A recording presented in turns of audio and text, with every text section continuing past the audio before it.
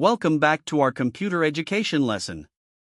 Today, we are going to talk about flowchart symbols, the basic shapes we use to create flowcharts, their definitions, and their purposes. Let's begin. A flowchart is a diagram that shows the step-by-step flow of a process.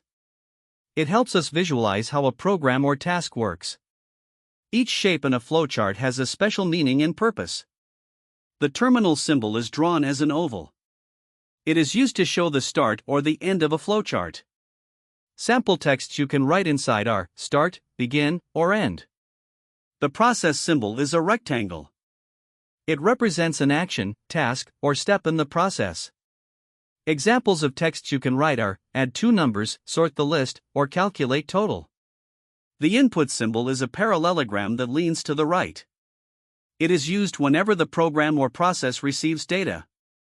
Example texts: enter name, input grade, or scan ID. The output symbol is also a parallelogram. This time, it is used for showing results or displaying data. Examples: print result, display total, or show output. The decision symbol is a diamond shape. It represents a point where the program must decide between two choices, usually yes or no. The on-page connector is drawn as a small circle. We use it to connect two parts of a flowchart that are on the same page.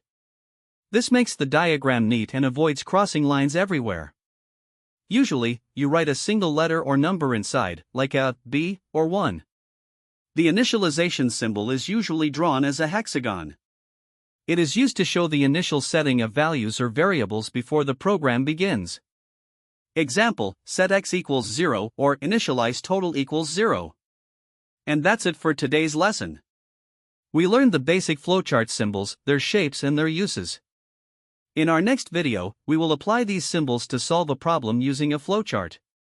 See you in the next lesson.